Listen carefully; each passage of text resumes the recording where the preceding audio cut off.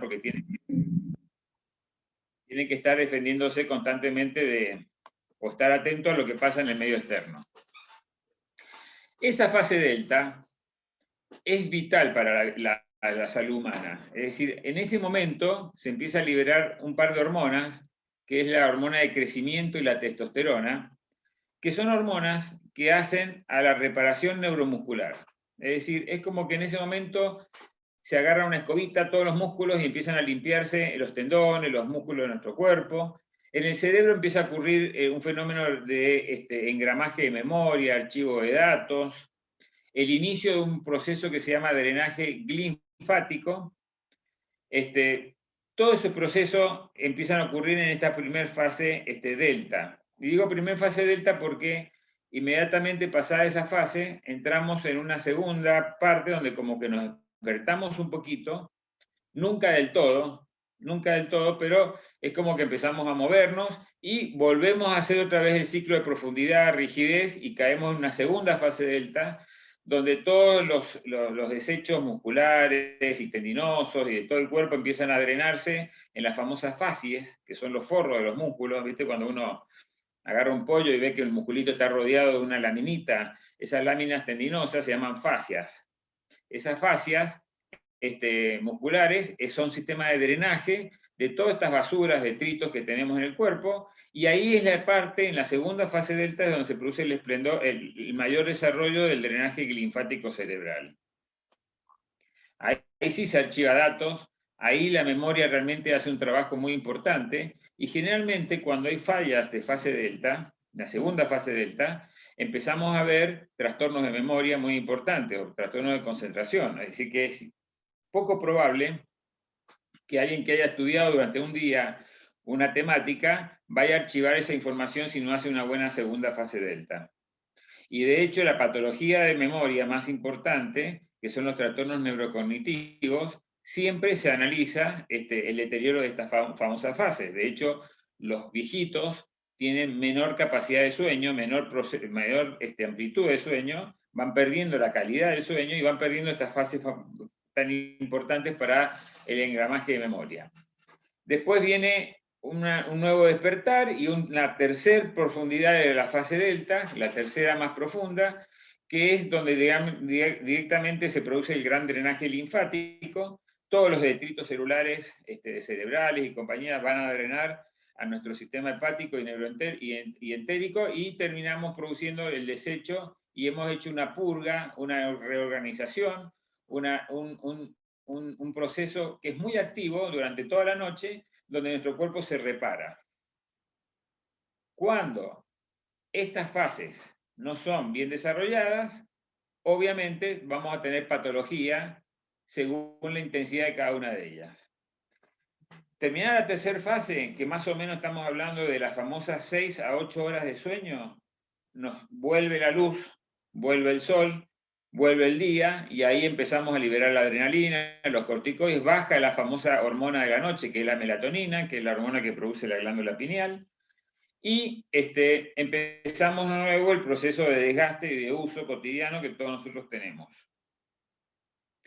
Esto es lo que se llama ritmo circadiano, es decir, es el ritmo que tiene el ser humano en 24 horas del día.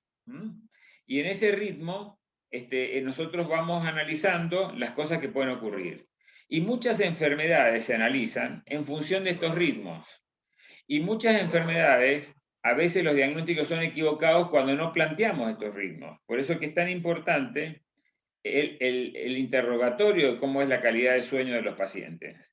Es poco probable que un buen médico haga un buen diagnóstico si no analiza cómo duerme su paciente.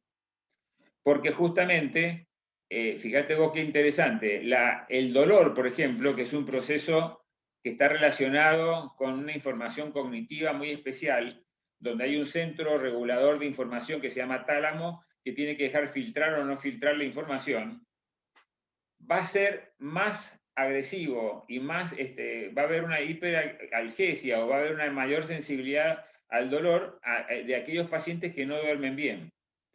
Y todas las terapias de dolor tienen que ver con la calidad del sueño. Es decir, los médicos del dolor lo que analizan siempre es cómo duerme el paciente, y cuando el paciente obviamente le dice, mire, no puedo dormir bien o no duermo bien, bueno, damos farmacología o damos actividades terapéuticas para poder lograr profundizar ese sueño, y generalmente con eso ya no estamos quitando la mitad de la sensibilidad dolorosa del paciente.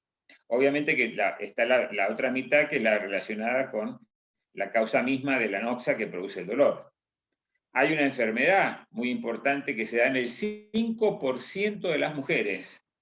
Cuando yo digo 5% es un número enorme, porque en medicina siempre hablamos de 5 por mil, de miles, porcentaje 1 por 1000 o 2 por 1000. Acá es 5%, o sea que cada 100 mujeres, 5 padecen una patología muy famosa que es difícil de diagnosticar porque se diagnostica únicamente clínicamente, que todavía no tenemos herramientas para poder hacer un diagnóstico que le pueda permitir un diagnóstico objetivo, y eso las tiene en un limbo legal, inclusive a muchas de ellas, que es la famosa fibromialgia.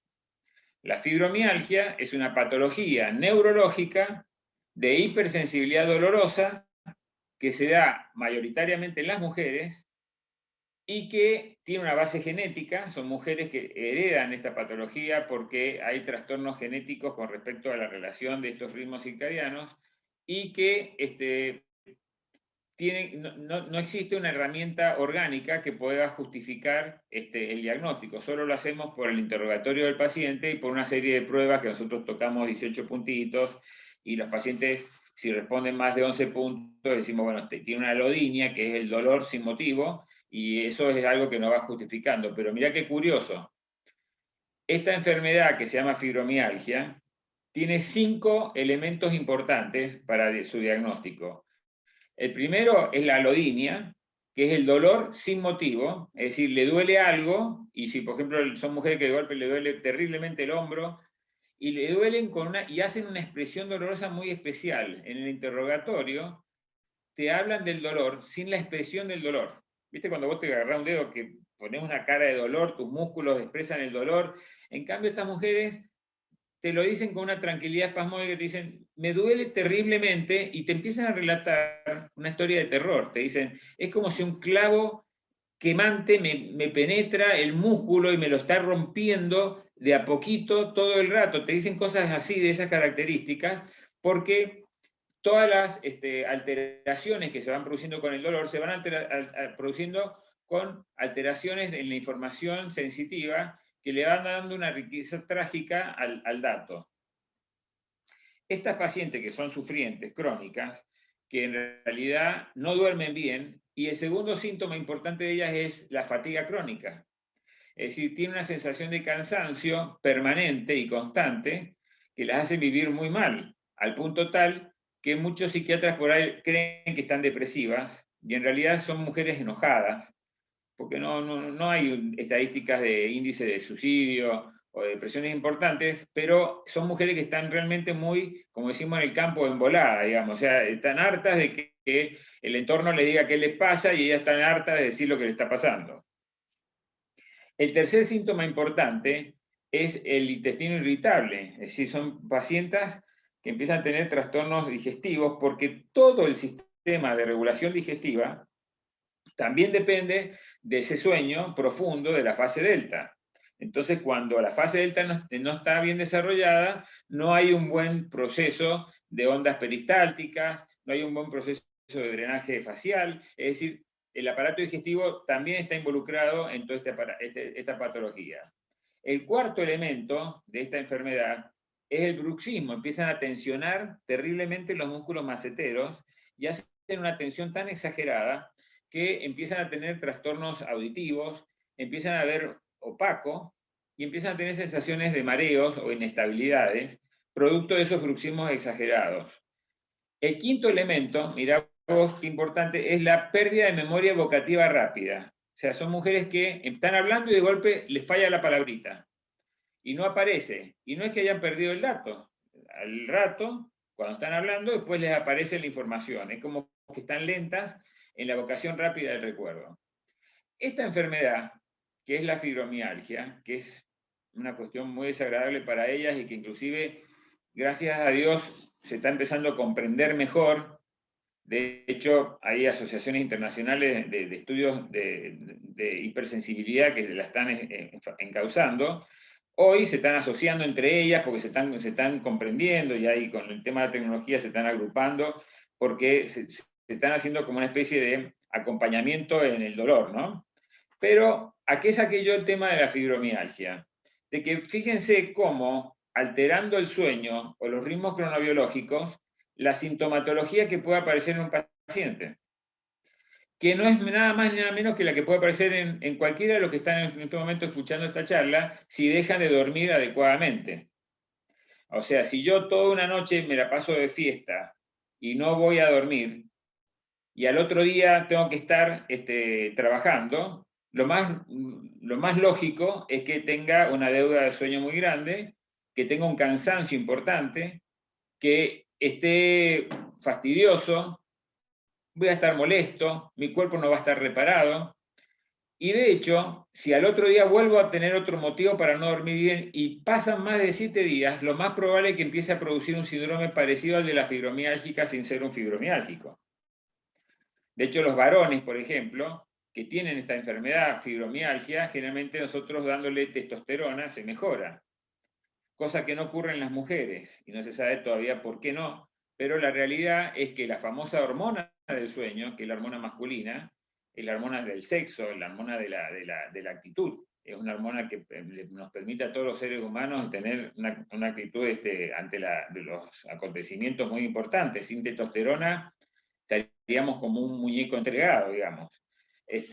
Cuando los varones tienen pérdida de testosterona, empiezan a tener toda esta irritabilidad. Y de hecho hay un síndrome psicológico que se llama síndrome del pitufo gruñón, que es cuando el varón empieza a hacer una caída de los niveles hormonales de la testosterona. Entonces, muchas veces cuando el varón empieza con esa irritabilidad entre 40 y 50 años, no está de más pedir los análisis de testosterona, y ahí aparecen obviamente los déficits de la misma, sobre todo en los niveles biodisponibles, y ahí es cuando nosotros empezamos a detectar la sintomatología. Es decir, que fíjate vos cómo una alteración de sueño altera el ritmo cronobiológico natural, modificamos nuestro ritmo hormonal, es decir, nuestros picos testosterónicos desaparecen porque no dormimos bien, y muchas veces en los varones, con lograr que duerman bien, sencillamente estamos logrando un buen nivel de testosterona sin tener la necesidad de inyectarla por vía exógena. La reparación muscular es importante. En deportología, yo soy deportólogo y, bueno, recién hablábamos del fútbol y es algo que a mí me gusta mucho. Y algo que es muy interesante es ver cuando los jugadores de fútbol empiezan a lesionarse con mucha frecuencia. Hay jugadores, por ejemplo, el famoso caso del Gago, o jugadores que son famosos, si no, siempre hay un porcentaje en todos los equipos, que se desgarran, se lastiman, se tendinitis, tendinosis, pubalgia, empiezan a desarrollar una serie de patologías y al final llegan al deportólogo y dicen, mira, doctor, estoy harto, vivo enfermándome, no sé qué me pasa, y interrogamos el sueño y nos encontramos con que este paciente seguro tiene un trastorno de sueño. Y de hecho tenemos que empezar a ver todas las alternativas que pueden existir para que este paciente no tenga una buena reparación neuromuscular. Y fíjate vos que a veces son cosas tan banales. Por ejemplo, hay un síndrome que se llama síndrome de piernas inquietas, que son pacientitos que se mueven mucho de noche, más de noche que de día. De día uno los ve ahí moviendo las rodillitas o se sientan y palanquean las piernas como si estuvieran ansiosos, pero de noche es algo curioso. Siempre uno interroga cuando viene un deportista lastimado y le digo, ¿cómo dormís? Y siempre te contestan que duermen bien. O sea, es muy difícil que alguno te diga, duermo mal. Pero cuando profundizamos la pregunta, le decimos, bueno, ¿cómo te despertás en la mañana? Ahí hay un porcentaje interesante que te dice, y me despierto como cansado, o me cuesta levantarme temprano, o tener la actitud de levantarme nomás y listo. Y cuando le pregunto, ¿y cómo está tu cama cuando te despertás? Ahí aparece un dato muy interesante. Dice, mi cama parece toda revuelta. Cuando aparece la cama revuelta, es un síndrome de piernas inquietas. Y nosotros sabemos que en la noche se producen dos hormonas, la testosterona y la hormona de crecimiento. Y mirá qué interesante que es esto, porque los chicos crecen de noche. Esto es un refrán que los pediatras lo dicen, el doctor Notti nos lo decía a nosotros cuando éramos nuestro profesor de pediatría, decía, los chicos crecen de noche. Y mirá qué sabio que era el doctor Notti, que todavía no se hablaba tanto de cronología, nos decía, y nada de tenerle un foco prendido al lado del nene, digamos, porque viste que hay muchas madres que el nene tiene miedo, que le prende el foco. Ya se sabía en esa época que era importante que durmiera el chico con total oscuridad. ¿De acuerdo? Porque es importante, porque la producción testosterónica, la producción de hormona de crecimiento, es lo que va a hacer el desarrollo de ese chico o chica, o del niño en general.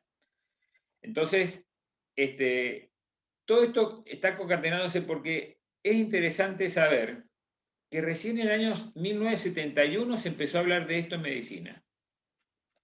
Y es mucho más interesante saber que recién en el año 2005 se empezó a definir la cronobiología humana. Y recién a partir del año 2010, acá, hace poco, empezamos a tener lo que se llama la cronooncología o la cronofarmacología.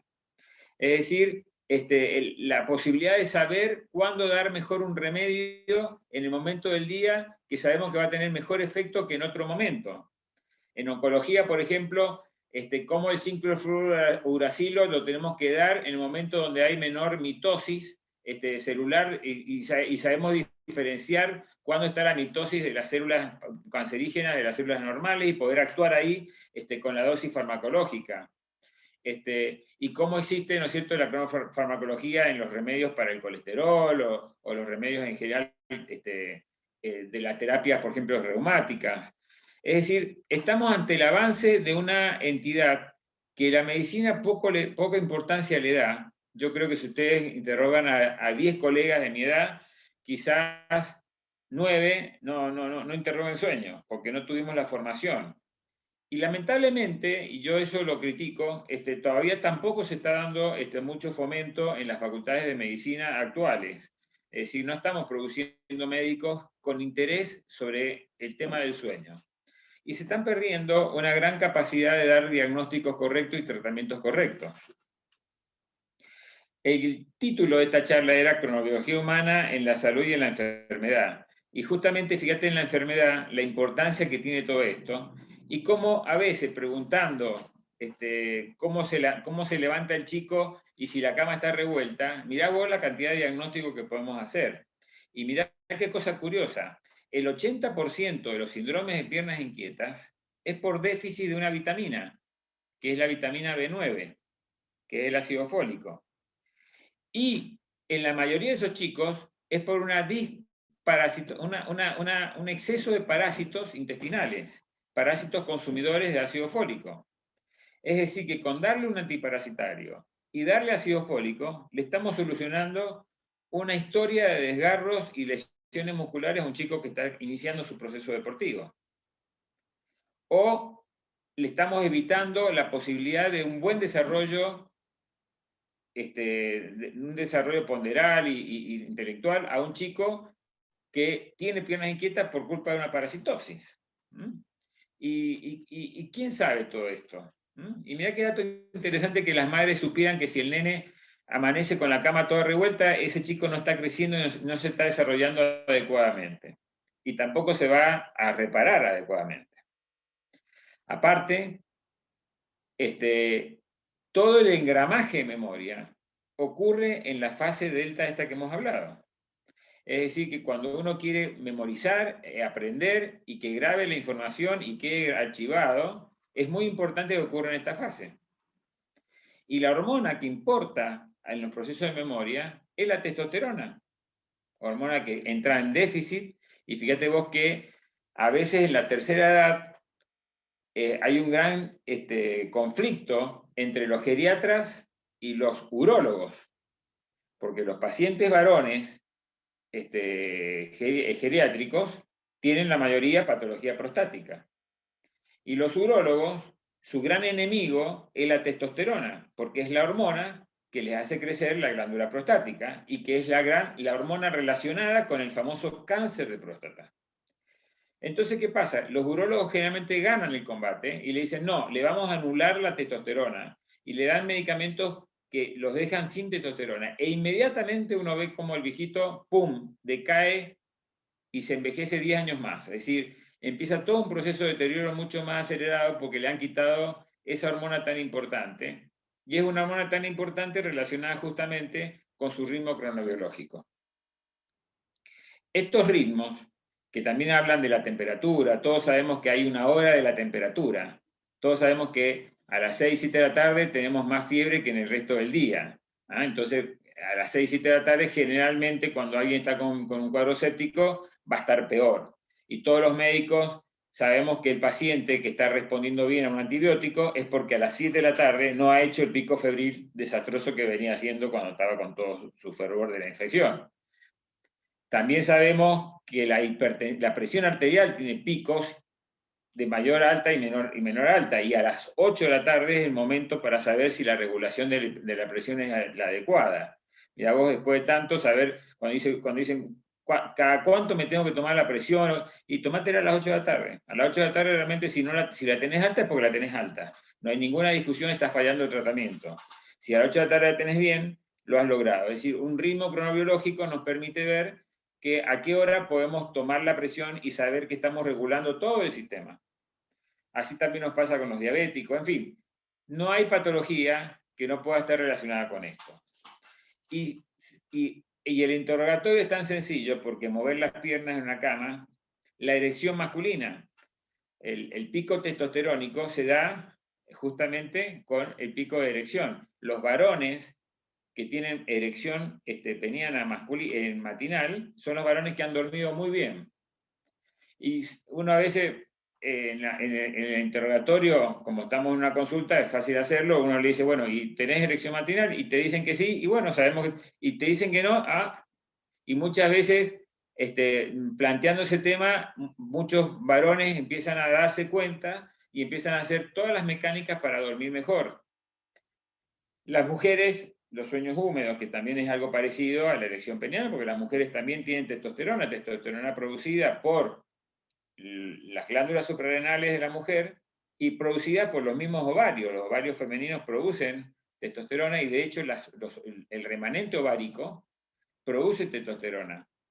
Y esa testosterona va a tener un pico nocturno. Entonces, y las mujeres que son castradas porque le han sacado el ovario con el útero por alguna patología que generalmente le hacen la anexohisterectomía, hacen un climaterio quirúrgico, y la diferencia entre el climaterio normal y el quirúrgico es justamente la falta de estas hormonas testosterónicas que son importantes en la mujer. Sobre todo en la esfera del apetito sexual, la libido y todo ese gran capítulo que tiene un gran desarrollo en toda la zona límbica, por debajo de estos núcleos supraquiasmáticos que te acabamos de comentar.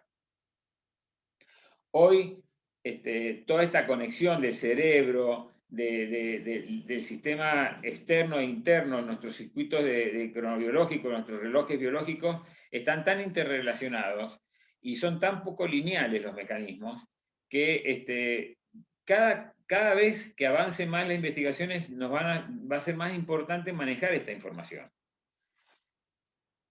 Es un temazo realmente la cronobiología. Yo siempre invito a las universidades que realmente hagan abierto el debate de la cronobiología.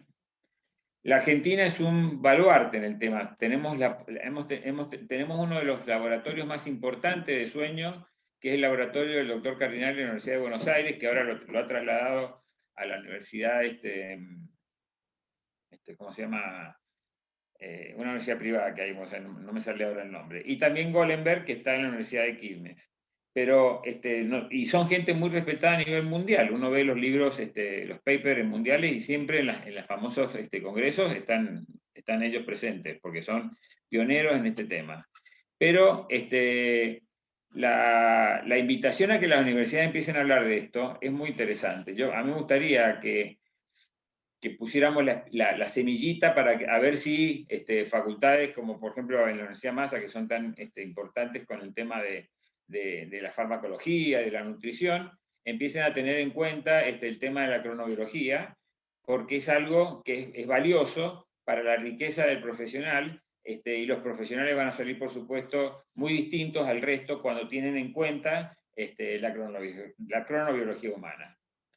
Hay también alteraciones externas, o sea, más allá de nuestra propia salud y nuestra integridad, podemos viajar contra reloj, entonces hacemos los famosos late jack, ¿ah? O tenemos que trabajar lamentablemente de noche, como pasa con muchos profesionales de la salud, o los que están en los casinos, y todos esos trabajos alteran sus ritmos cronobiológicos y tienen consecuencias que son muy importantes para analizar.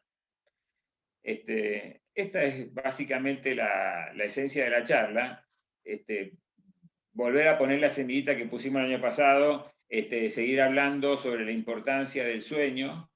Qué importante que una sociedad respete el sueño, qué importante, mirar lo que nos pasó en la pandemia, que se modificó para bien los ritmos de diversión nocturna de nuestros chicos, ¿ah? Porque nosotros teníamos el problema de que nosotros lo hemos visto, todo lo que tenemos 40, 50 años, hemos visto el proceso donde de golpe se decidió que la diversión nocturna tenía que aparecer a partir de la 1 de la mañana, cuando nosotros en realidad éramos jóvenes que a la 1 de la mañana nos decían las madres venite a la casa porque ya es muy tarde. Es decir, toda esta traslocación que se hace justamente a propósito porque el nivel de cansancio, la fase alfa, todos los chicos se van a bailar en fase alfa, se van a bailar cansados. Es más, hacen previas. Y las previas en realidad son significativamente funcionales, porque ¿qué hacen? Se liberan, toman alcohol, que es una hormona liberadora, y van cansados y alcoholizados. Eso los obliga a que lamentablemente en la gran mayoría tengan que buscar algún estímulo. Y bueno, la disponibilidad del estímulo está en estos centros de diversión. Entonces, algunos chicos sanos se toman estas cafeínas que vienen en latas, y algunos chicos caen lamentablemente en las estimulaciones artificiales. Y la industria de estos estimulantes, de la cocaína, el narcotráfico y compañía, es justamente la diversión nocturna. Es poco probable que alguien compre estímulos de estas características durante el día cuando está el sol. Y todo esto hace a políticas de salud que tenemos que tener en cuenta. Los gobernantes tienen que saber la importancia de la noche y no hacerlo desde un punto de vista puritano, o que la familia tiene que dormir de noche, como que se confundió la estrategia, a mi criterio. Y ahora, aprovechando la pandemia, sería muy interesante que nosotros, que tuvimos la posibilidad de ver a la gente durmiendo de noche, vimos Mendoza sin autos, sin diversión, sin nada de noche, y eso ha producido ciertos fenómenos de salud que son interesantes, porque fíjense que nos pasamos una pandemia y nuestro sistema sanitario se vio colapsado con el coronavirus, y las otras patologías fueron más o menos contenidas. Es decir, entonces, bueno, hay que analizar todos estos factores, cómo jugaron con respecto a estos ritmos que estamos hablando. Yo no sé si hay alguna pregunta que sería importante para poder analizar, pero la idea es esa, de que en las universidades justamente discutamos este tipo de cosas. A mí me gustan mucho los debates, porque uno a veces tiene posturas, yo soy de tener posturas que a veces produzco enfrentamientos, pero los hago un poco a propósito porque me gusta el debate académico, porque a ver si sacamos algo distinto a lo que la norma dice, ¿no? Y en cronobiología yo creo que tenemos que plantear el debate seriamente en nuestras universidades, sobre todo las de Mendoza, ¿no? Bueno, no sé, Gladys, si te parece, o si quieren hacer alguna pregunta, o podemos dirigirnos hacia algún otro aspecto. El doctor Miranda quiere ¿Cómo no? hacer una pregunta. ¿Cómo no? Bueno, ante todo, Jorge, felicitarte por la charla. Realmente es un tema muy interesante. Vos sabés que en pediatría nosotros a todo lo que son los trastornos del sueño le damos una trascendencia fundamental, porque incluso dentro de la Sociedad Argentina de Pediatría hay un grupo de trabajo sobre trastornos del sueño, por lo que vos has mencionado, el impacto en el desarrollo cognitivo y en el crecimiento que tiene cuando los chicos tienen trastornos del sueño y todas las implicancias que significan que el chico no duerma bien, está relacionado con múltiples factores que van desde las disfunciones familiares hasta trastornos orgánicos severos, ¿no? Muy severos. Una pregunta que quería hacerte es la utilización de hipnóticos, ¿no? De los inductores del sueño. ¿Cómo impactan, ¿no? Porque como bien vos dijiste, con el pasar de los años todo se altera y una de las cosas que más se altera lógicamente es la liberación de hormonas, todo lo que está relacionado con los ritmos circadianos. Indudablemente uno de los impactos mayores está justamente en el dormir bien, ¿no? Y muchas veces nosotros tomamos inductores del sueño, hipnóticos. Entonces, quería preguntarte cuál es tu opinión y cuál es el impacto, ¿no?, que estos pueden tener en ese ritmo normal del sueño, en ese ritmo o en esa profundidad del sueño, en esa fase delta, ¿no? Sí, ahí es importante analizar los inductores de sueño, que son los hipnóticos, que es lo que generalmente la gente no sabe que son hipnóticos. La mayoría de la gente te dice en el interrogatorio, yo tomo un alprazolam o un clonazepam para dormir, o un bromazepam.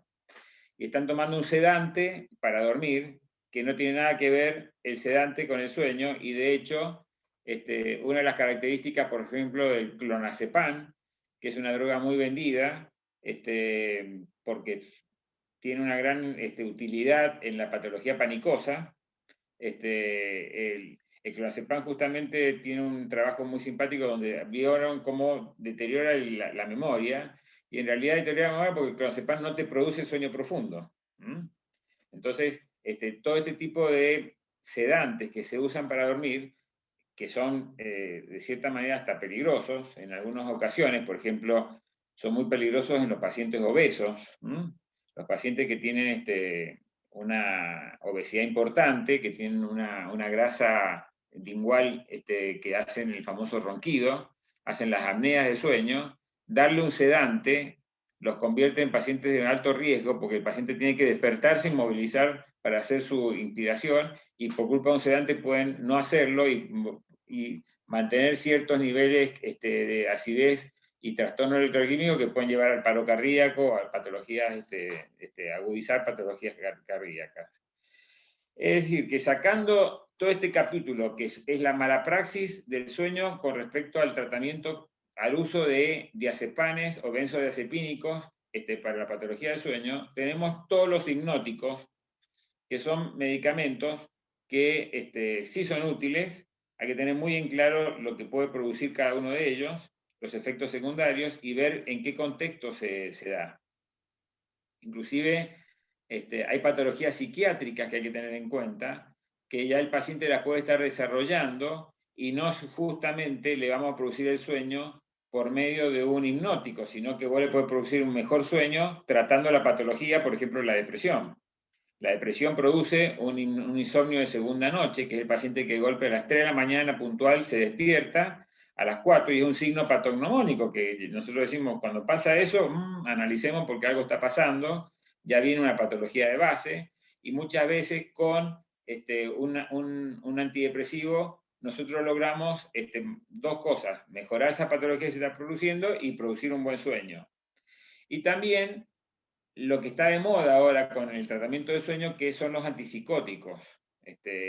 En clínica se usa mucho la quetiapina para inducir el sueño. Inclusive usamos mucho más, en la tercera edad se usa mucho la quetiapina y se usa mucho más la risperidona, que son antipsicóticos que producen justamente una hipersomnia especial, y como funcionan bien, bueno, los médicos los solemos usar. Y en realidad hay que usarlo cuando ya el paciente tiene signos psicóticos, que en realidad esto ocurre muchas veces en la tercera edad y puede ocurrir en cualquier edad, por supuesto. Haciendo un buen diagnóstico de todas esas bases, teniendo bien claro el DSM-5 y empezando a evaluar al paciente, que ya el DSM-5 no es capítulo exclusivo del psiquiatra, o sea, hoy los clínicos tenemos que manejar esa información, ya tener la posibilidad de usar el hipnótico, porque si vos le vas a dar un hipnótico a un psicótico, lo más probable es que ese paciente empiece a desarrollar trastornos de sueños oníricos que pueden ser hasta peligrosos. Pacientes que por ahí toman el Zolpidem, los famosos Z, y de golpe se levantan, son capaces hasta de irse a la farmacia, comprar un remedio, volver y acostarse, y al otro día no supo lo que hizo, digamos. Y vos lo viste, y quien lo vio no pueden creer lo que ha hecho, o bajar, hacerse la comida, y volver a subir y acostarse, y nunca tuvo conciencia de lo que estuvo haciendo. Esto lo pueden hacer los hipnóticos, y eso es algo que es muy importante alertar al paciente cuando se usan. Los famosos Z, el esopiclona, el Zolpidem y los modificados. Esos tres son hipnóticos muy interesantes que hay que tener claro el diagnóstico previo. Nosotros vemos que generalmente la terapéutica del sueño está hecha muy empíricamente. No hay los diagnósticos, no se hacen los diagnósticos correctos. Se busca la forma que el paciente duerma porque a veces embroma el entorno. Entonces, ¿qué hago con mi mamá que no duerme? No duerme. ¿Qué hago? Porque me molesta que duerme, que se levanta, porque el paciente, por ejemplo, poliúrico, el nictúrico, la insuficiencia cardíaca, que se levanta para orinar, o el prostático que se levanta para orinar. Y en realidad sabemos nosotros que si el paciente está durmiendo bien, la vejiga no llama. O sea que en realidad el que se despierta muchas veces en la noche para orinar es porque no está durmiendo bien. Y una gran herramienta que generalmente no la tenemos en cuenta, y no la tenemos en cuenta porque la industria no le interesa, es la melatonina. La melatonina es un muy buen inductor de sueño. Inclusive la melatonina a 40 miligramos, a dosis muy altas, es fabulosa. Y es fabulosa y produce un sueño de mejor calidad cuando la lográs inducir, ¿no es cierto? Entonces, ese hipnótico de venta libre, que hay que tener en cuenta que la venta libre a mí me alarma un poco porque vos sabés que la melatonina no debería darse en menores de 40 años. Porque todavía tenés glándula funcionante. En cambio, la calcificación de la melatonina comienza entre los 40 y 50 años, o sea que esa es la edad donde puedes empezar a usarla. Una barbaridad, yo veo chicos jóvenes que toman melatonina, y de hecho vemos propaganda en la televisión donde dicen si no dormís, toma una melatonina. Y no te cuento cuando se les ocurre dar melatonina al niño, yo me agarro la cabeza, porque aparte de la melatonina, cuando la usás mal, hasta podés activar enfermedades reumáticas. Las enfermedades autoinmunes pueden tener una mayor vigorización por culpa del uso de la melatonina inadecuada. Pero bueno, todo como bien dijiste vos, y a mí me alegra la Sociedad de Pediatría, y todas las sociedades científicas están trabajando sobre el sueño. Yo no digo que no. A mí lo que yo digo es que en las facultades de medicina no se está trabajando de sueño. El sueño, o sea, las sociedades sí, porque saben, porque estamos en una época donde se está estudiando mucho el tema, pero en los cursos de grado no se está hablando del sueño como se debería dar. Entonces, nos estamos perdiendo realmente un capitulazo en todo esto. Y el manejo de los hipnóticos, el manejo de los psicofármacos, es un tema, es un tema. Yo soy máster en psiconeurofarmacología, también en Favarolo, y justamente cuando trabajamos esa maestría, que es muy agradable, fueron 4 años muy interesantes, realmente el hecho de hacer el buen diagnóstico, porque el sueño tiene tantas características y hay tantas posibilidades de tratamiento distintos, y hay que saber dónde dar un hipnótico adecuado. Todo esto no se analiza en clínica médica, y en psiquiatría se analiza más o menos. ¿De acuerdo? Los procesos hiperfágicos que producen dar un mal sueño inadecuado. Como en la hiperfagia nocturna, por ejemplo, que es un trastorno onírico, el paciente que se levanta a comer y que produce una obesidad porque se levanta a comer, y que en realidad es un trastorno onírico producto de una patología psiquiátrica o neurológica, pongámosle, porque en realidad se trata muy bien con antiepilépticos, del grupo del topiramato, y podés lograr, ¿no es cierto?, el control de esa sintomatología que es tan desagradable, porque en realidad el pobre paciente engorda en forma espantosa, porque vos sabés perfectamente que lo que comés después de las 8 de la tarde en adelante son alimentos que en general no van a ser bien usados. Entonces son alimentos que van a ir a los depósitos inmediatos, o sea que vas a tener una gran producción de triglicéridos y vas a tener un engorde mucho mayor que si vos comés mucho más en la mañana. Bueno, todas estas cosas son las cosas que hacen a esto, y tu pregunta, no sé si me fui por las ramas, era el hecho de decirte que la alerta es que el sueño está tan mal manejado que yo lamentablemente veo colegas que le dan clonazepines o benzodiazepinas para que el paciente duerma, y no está bien dar esos medicamentos, y no está bien darlos en pacientes obesos, y saber bien cuándo hay que darlos, los antipsicóticos, cuándo hay que dar los hipnóticos, y cuándo hay que dar la melatonina, y cuando realmente no sabes qué hacer con el paciente y no tenés el capítulo bien estudiado, bueno, hacete amigo de la melatonina, que te va a ir mucho mejor. Muchísimas gracias, Jorge, muy claro. Gracias, doctor. La verdad que justo iba a preguntar sobre cómo trataban estos casos, ¿no? de las alteraciones del sueño cuando van, ¿no? Y justo, bueno, el doctor también fue para este tema. Así que le agradecemos enormemente la charla. El año pasado también es como que nos quedó este tema, por eso pensamos en la convocatoria para esta Semana de la Salud nuevamente, para esta versión 2021. Así que le agradecemos en nombre de la facultad, del área de extensión y de, bueno, toda la universidad, haber accedido tan gentilmente a darnos y a continuar con este tema, y como usted dice, bueno, lo pondremos siempre en agenda para nuestras charlas en la facultad y en la universidad también. Gracias, Muchas gracias. Bueno, hay una manito ahí, no sé si... Creo que es lo de Daniel, no sé si hay otra manito. No, era agradecerte, Gladys, porque realmente es un tema trascendental, ¿no? Dormir, no dormir bien, las implicancias son, las que ha dicho Jorge, son tremendas, ¿no? Así que creo que es un tema que tiene que estar en la agenda, y como bien ha dicho él, dentro de los contenidos curriculares, ¿no? No solamente de medicina, sino de farmacia, de bioquímica, de nutrición, porque prácticamente dentro de la historia clínica lo que se interroga o se pregunta del sueño prácticamente es nulo, ¿no? No se pregunta directamente, ¿no? No se pregunta. Es un hábito quizás en la pediatría, pero en la parte clínica médica de adultos, en la parte de adultos, prácticamente no existe. Y en la parte pediátrica, en esos 20 o 30 minutos de la consulta que se realiza en el chico, a veces no se alcanza tampoco a poder analizar justamente cuáles pueden ser los trastornos del sueño, ¿no? Así que realmente, Jorge, es muy importante, porque es un tema altamente importante desde todo punto de vista para reflexionar, ¿no? Sueño y consecuencias clínicas, o causas clínicas y sueño, ¿no?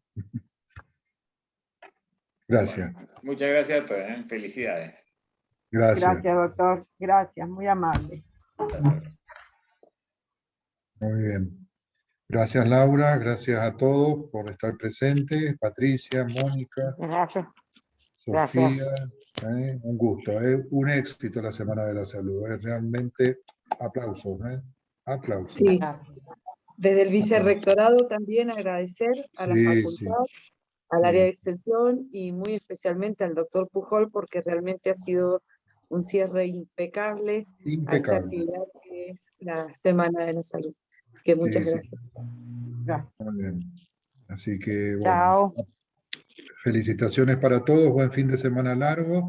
Ya charlamos el martes sobre el buen desarrollo de la Semana de la Salud. Felicitaciones nuevamente.